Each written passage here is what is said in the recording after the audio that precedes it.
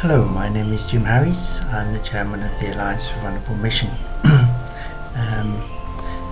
I've been a missionary in East Africa from 1988 to date. Initially I was actually in Zambia, and since then I've been in Kenya, engaging in a variety of ministry based particularly on Bible teaching, oriented to indigenous churches using the Luo and Swahili languages.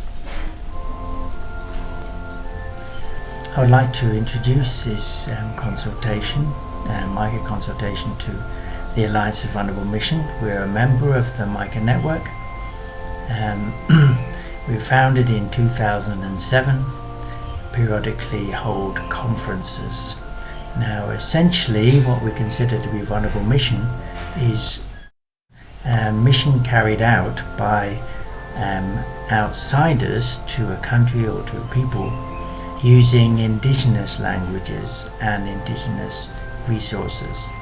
That's in contrast to mission engaged using international languages and supported by funds from outside of the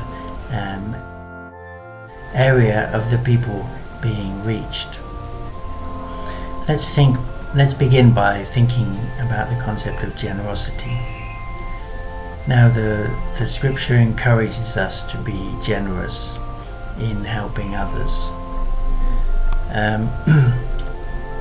The flip side to that encouragement to generosity, which is expressed more in the practice of the scriptures, is a question of whether one should acquire others, buy others, kind of force other people to do it at once using one's funds.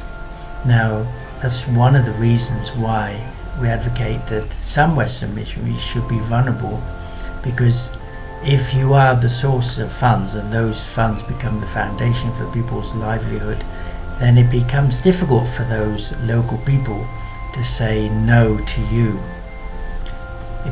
Their default response comes to be to accept whatever proposal you're wanting to bring to them, because obviously if you're also the one funding that which you're proposing, then if they accept it, then they kind of get something for free. Even if the project you're proposing isn't going to be very helpful to them, it'll still be contrary to their self-interest, or it could easily be to indicate they're not wanting that project, because if nothing else, the funds associated with the project will come to them if the project runs, but won't if they point out to weaknesses in what you want to do.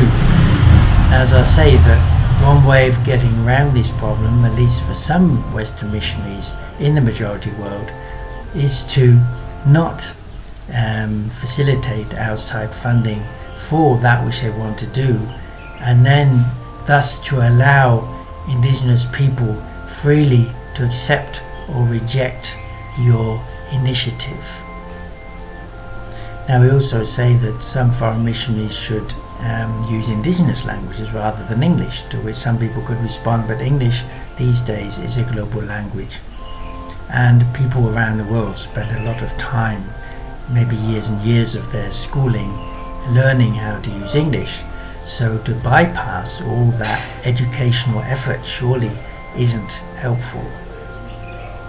Yet the very fact that people do spend so much time of their schooling learning English also, I think, has its problematic.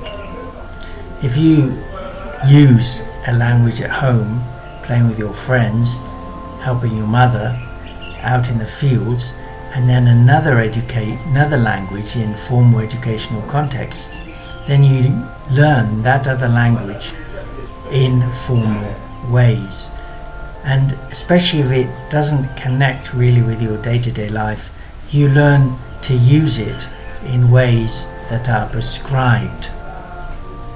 So unfortunately, I think this is a situation in much of Africa that, particularly because correct uses of English, as ascertained by wealthy donors, tend to draw foreign investment, African people often very interested in saying things that will please those who may contribute financially to what they're trying to do.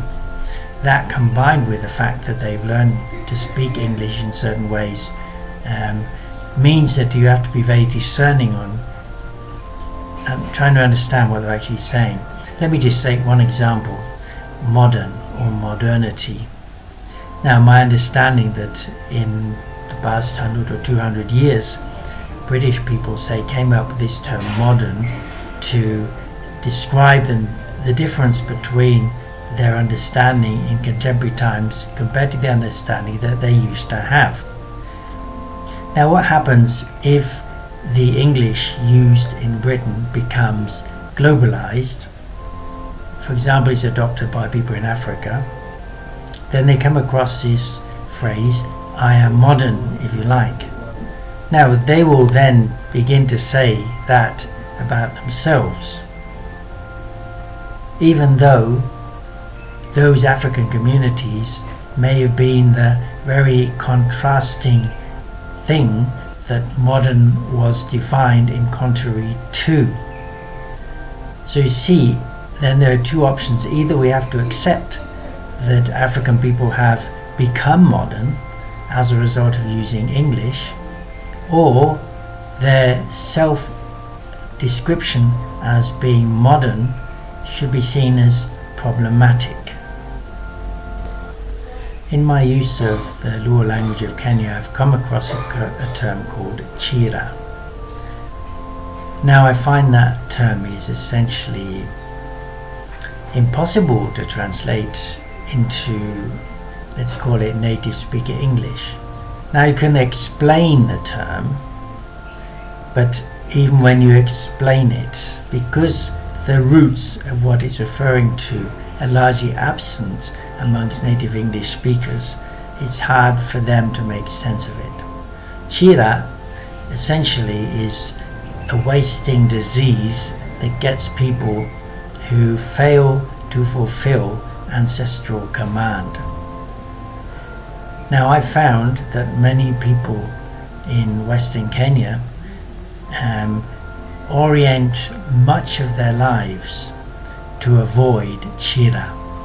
In other words, they're strongly oriented to trying to make sure that their ancestors are pleased with what they do. They can try and make sure their ancestors are pleased with what they do by fulfilling ancestral requirements. Now, those ancestral requirements have been passed down orally for generations. There's all kinds of rules and laws that are said that if one follows them, one gets good fortune and avoids chira. So this avoidance of chira, a wasting disease caused by not respecting ancestors, that is a major determinant of what people do around Western Kenya, is absent in English. In order to begin to grasp what's going on, one needs to be able to listen to people use their own languages. Looking the other direction, we could consider a term like economics. Now, in the Western world, I think economics determines a great deal of the decisions we make. So if you watch the news, you listen to BBC or the other media, often people are discerning what is right to do or wrong to do, good to do or bad to do, according to the expected economic ramifications of that action. Now, that concept of economics as a way of life oriented to maximizing, if you like, utility, I suggest is largely absent in traditional African communities, meaning that when we talk about economics, people may not be following what we're saying. This is related to the distinction that I would suggest underlies native speaker English, the distinction between the material and the spiritual. When we talk about life, when we talk about religion, but even when we talk about not religion, people assume that there's basically a material mechanical world that functions by itself, and there may or may not be something alternative, something spiritual that inputs into that world. Now that foundational definition of what life is about, again I suggest, being absent in many African conceptions of life, means that a lot of the ways in which native speakers use English easily go outside of African people's radar screen. So he suggests that before initiating a project, someone should become familiar with the indigenous language and thus with indigenous ways of doing things. Now, in my own experience, when one becomes familiar with where people actually are in their thinking, achieved by using their language and by not providing implicit financial incentives for them to agree with you, many of the projects that we traditionally would seek to advocate for people start to cease to make sense. Again, in my own experience, and this is reflected in African experience, where people spend vast amounts of time and effort basically to listen to the Bible, basically to be taught the scriptures. Now, they like to supplement that indeed with something that will give you an addition to your regular daily bread. But understanding, comprehending why they have this strong orientation to the gospel message itself, perhaps is important for those of us who seek to work with them.